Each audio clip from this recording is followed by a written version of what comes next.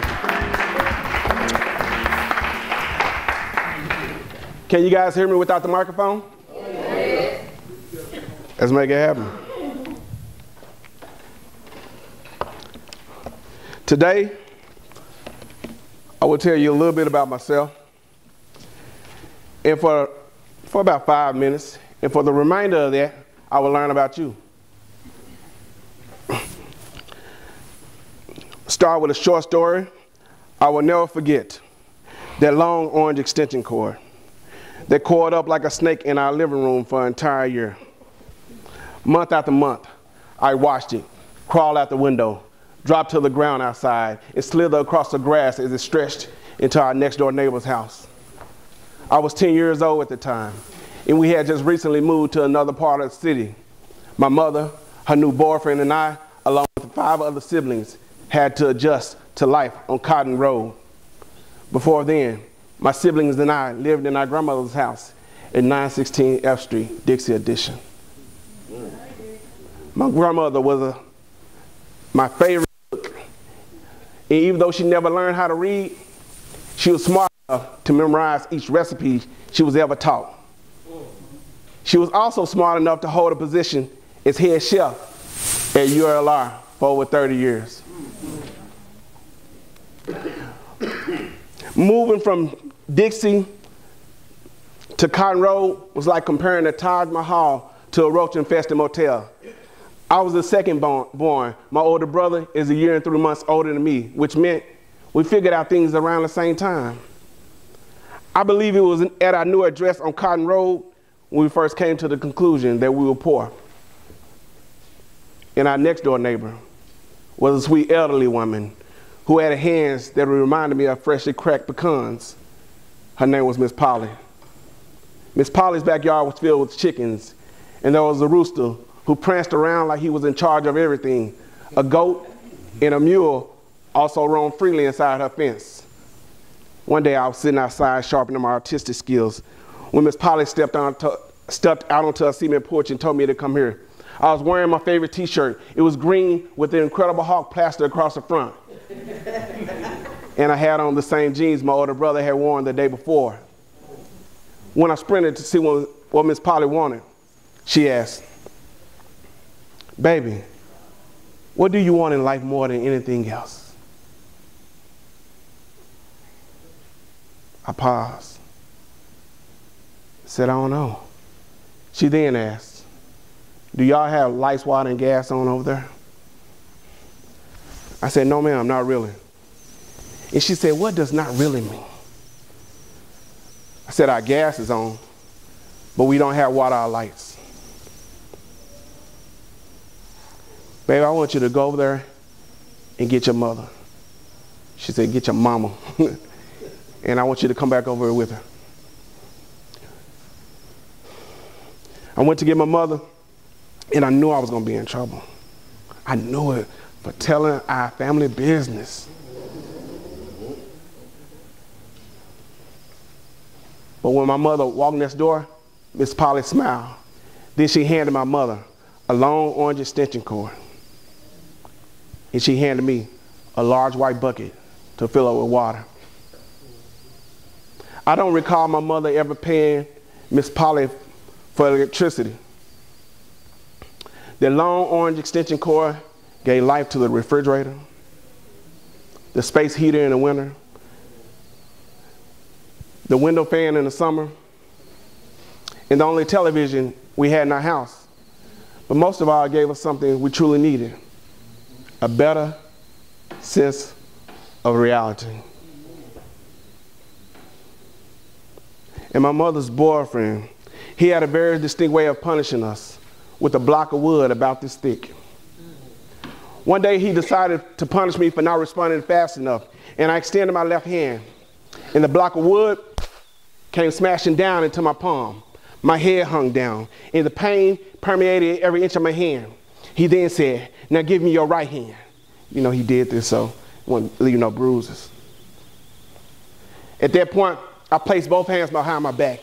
He then yelled, "Toby, if you don't give me your right hand, I'm gonna beat you like you ain't never been beaten." How could I give up my right hand? the hand I used to finish homework, to print poetry and prose, to draw and paint, and the hand I used to write long love letters to my childhood sweetheart, Lydia. Do you love me? Yes or no? Check the box. I just stood there, and he knew what he had to do. My stepfather beat me until he got tired. Shortly afterwards, I became fixated on airplanes, helicopters, and space shuttles. And I grew stronger. And our stepfather knew he could no longer bring us harm without bringing harm to himself. Ladies and gentlemen of Shorter College, that story didn't end right there. That long orange extension cord and my mission to try to escape poverty, that long orange extension cord turned into an orange jumpsuit.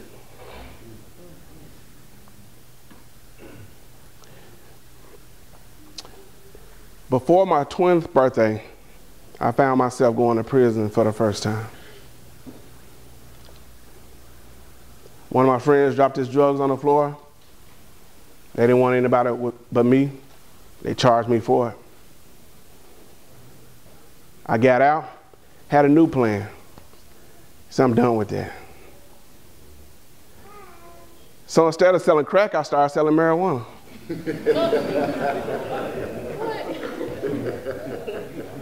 Got caught up the second time, fell into possession of a firearm. Got out, said I'm through with that. I went to prison the third time. I went to prison the third time. They found a little bit over 10 pounds of marijuana in the trunk, 5,000 cash in my pocket, and a Glock 9 in the trunk. The feds picked my case up, and I chose to take the feds to jury trial. I beat 2 of my cases, they convicted me of 1. So when I got out, I enrolled in Pulaski Technical College. Amen.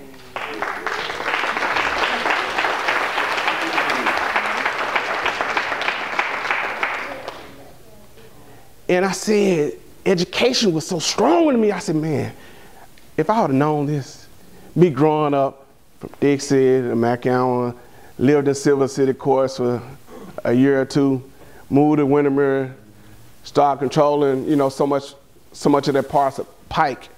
But I kept seeing my friends die. And I corrupted myself, but I also corrupted others. Because instead of me making the decision to say, you know what, as soon as I finished high school, it was already too late. Guess what? I was already selling drugs by the time I was 16.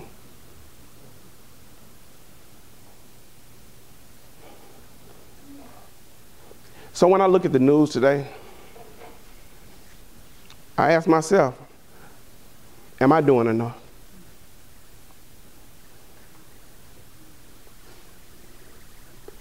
Am I doing enough? And the answer is no. Each one of us can do more.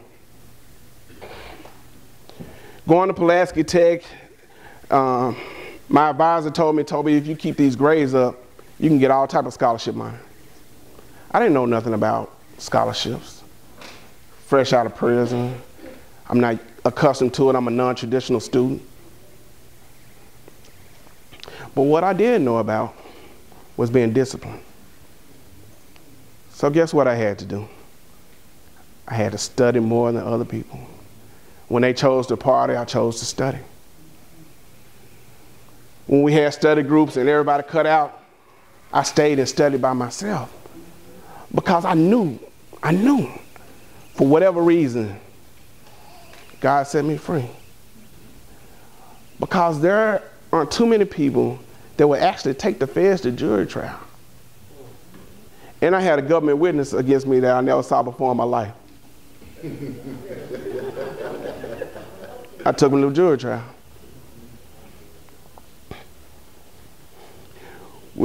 when you guys came in, there was those white sheets of paper.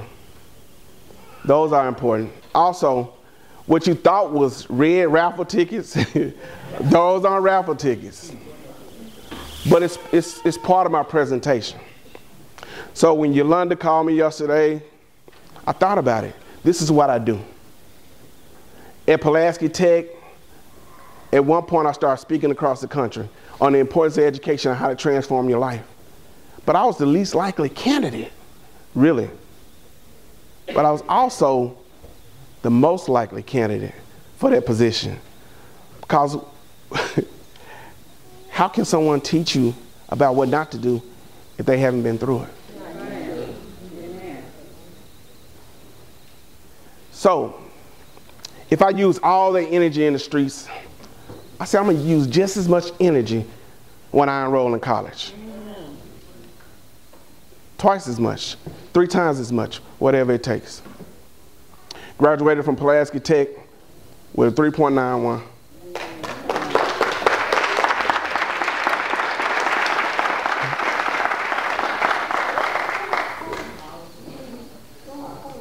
Yeah, 3.9, 3.8 and above. And when I went to ULR, at that time, my mother was just diagnosed with breast cancer. But at that time, I had 13 to 14 different scholarships from across America.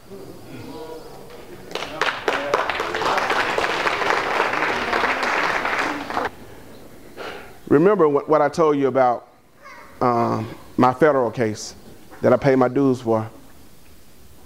They found $5,000 in the trunk. They found $3,648 in my pocket.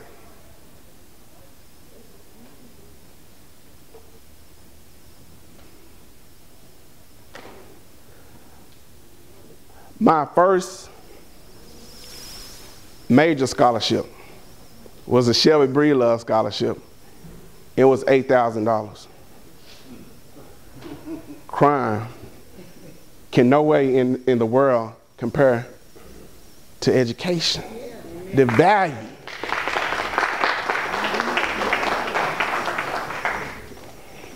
So, Miss Polly, what does Miss Polly teach us? What does my mother's boyfriend teach us?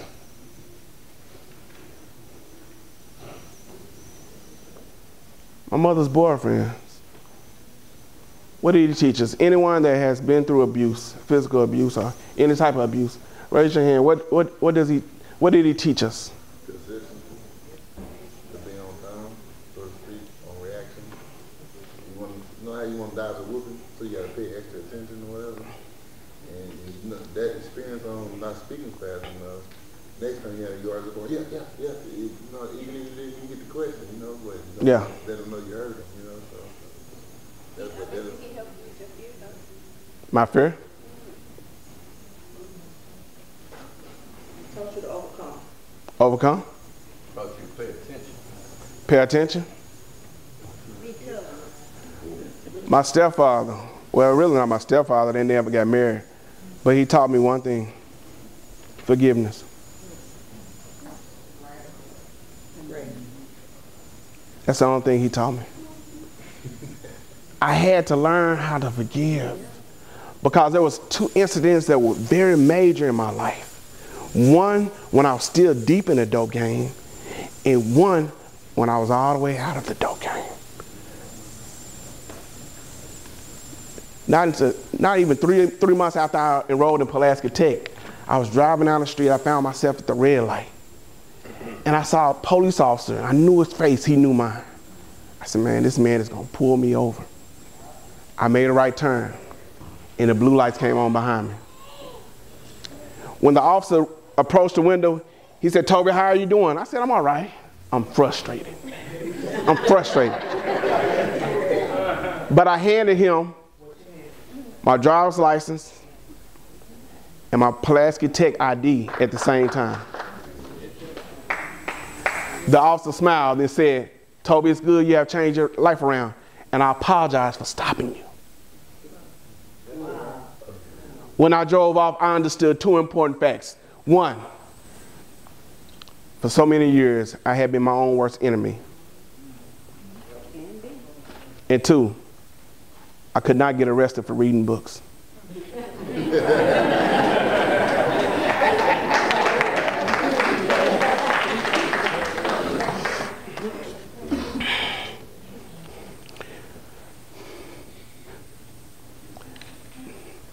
On this white sheet of paper, if you have a pen on you,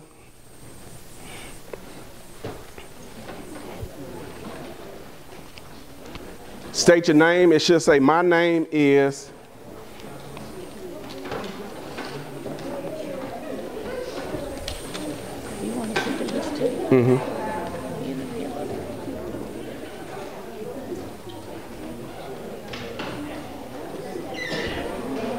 And I'm very aware of the time, and we'll be out of here in the next 10 minutes. I will be finishing in the next 10 minutes. Okay, my name is, state your name. In the next 4 years, or you can say in the next 2 years, whatever you want to say, I will be a doctor, and I will use my energy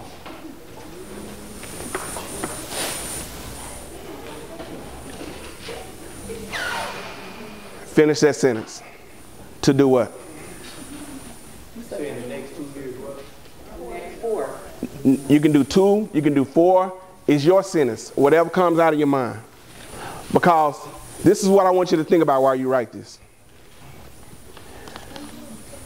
I mentioned what did my my mother's boyfriend teach us. But what did Miss Polly teach us? How to love. How to love. How to share. Compassion. Miss Polly taught us that a long orange extension cord wrapped up in a closet cannot produce any power. But when you hand that same cord to someone in need, then that cord becomes a lifeline. She also teaches us that we have the power to change the world if we are willing to share our energy. Are you willing to share your energy? That student that struggles beside you in class, are you willing to sit down with that student and tutor that student and mentor that student? Your young cousin, who you know is going on the wrong path, and she rolls up every day. She see you enroll in college, but have you took the time to stop her from her habit? So, my name is Toby Daughtery. In the next year, I will still be the lead recruiter at the Stand Foundation, and I will use my energy to build leaders.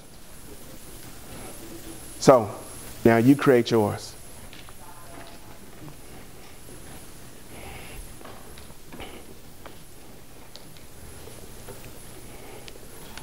Your name, you can say, I am an entrepreneur. Whatever you want to do. Okay? Is everyone finished?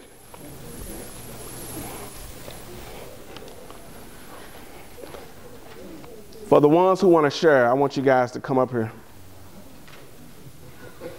It's no time to be shy. Come on. Come on. I need three from each section. Give it up for the first volunteer.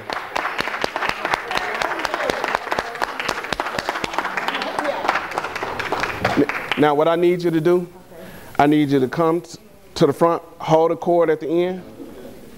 Come. We need about 6 more. Hold the cord in the middle. Come on. Hold the cord. This is your energy. Make space. This is your energy. What are you going to do with your actions? What are you going to do with your actions? Any more volunteers? My name is Microphone, please.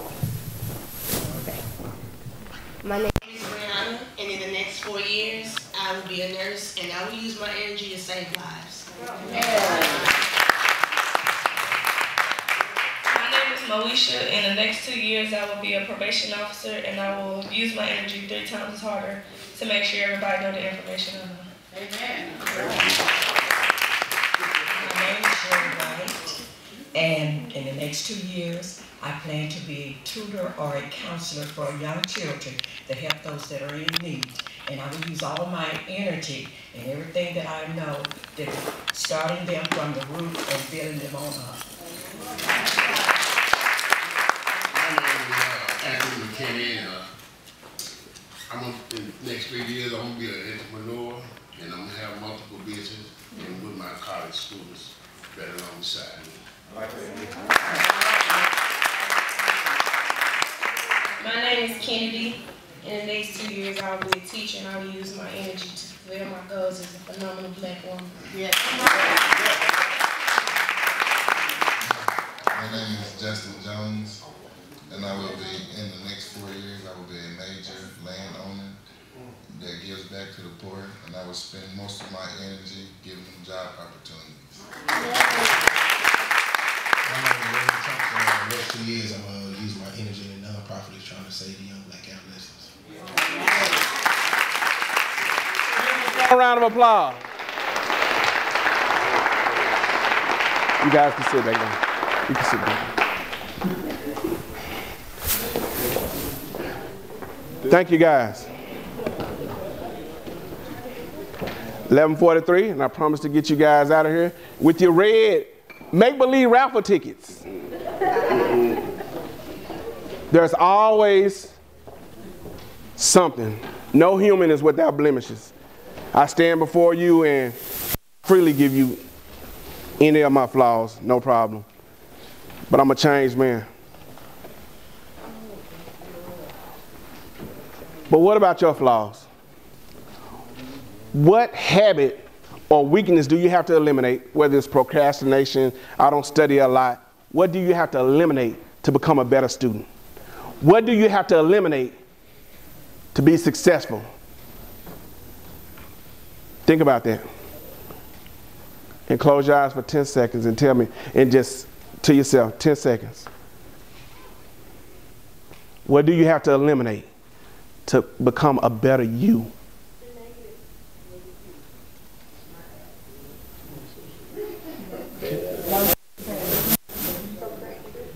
Good. Now,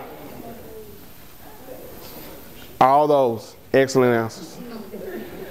Now, that red sheet of paper. Imagine if that was your weakness, your habits, and I want you to ball it up. And when you leave here today, throw it in the trash. If it's going to prevent you from becoming a better you, throw it away. Throw it away on the way out. So I stand before you today, not as a finished man, but as an unfinished product. Because I know that I still have to get my master's degree, my doctoral degree. I want to be a college professor.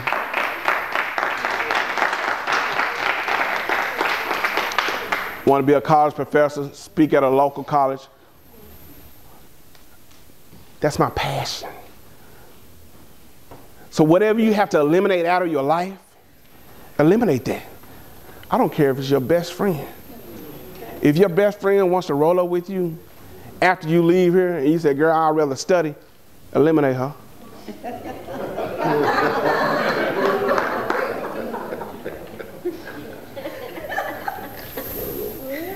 If that boyfriend that you call yourself loving so much distracts you from your education, get rid of them. Let them be that little red piece of paper, ball them up, get rid of them.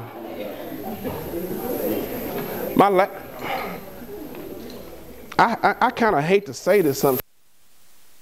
I need to be married by now, but my last girlfriend, when I say this, don't think I just go around dating, right? But I knew she didn't share my vision. And when I sat down and spoke with her, regardless of how in love she said she was, I knew that it wasn't gonna last because she didn't understand one thing. My mission in life is to do what I'm doing now. She told me, she said, Toby, there's nowhere in the world you're gonna be out there saving all these people. For what? Guess what? In her mind, in her heart, she was really saying, you need to spend more time with me. But why she couldn't understand who I am as a person, this is what I need to do. And if you're in Shorter College today, what you need to do is what you already know. It's not get no school money. Forget about the school money. But invest in yourself to get that degree and to go to the next level. That's what it's all about.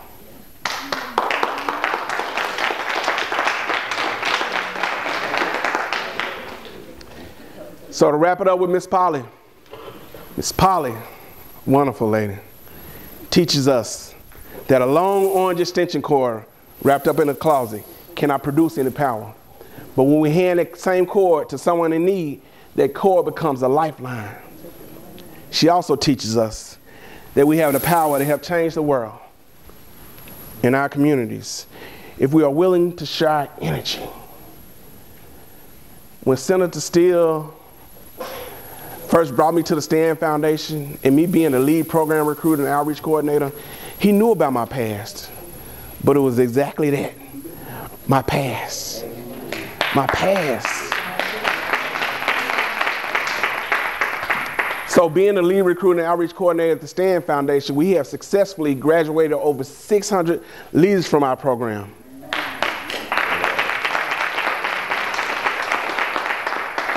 Leadership programs in Blytheville, Little Rock, working on one in West Memphis, working on one in Conway, you name it. That's what we do. That's what I do. My past is exactly that. It's behind me. Thank you guys. Thank you.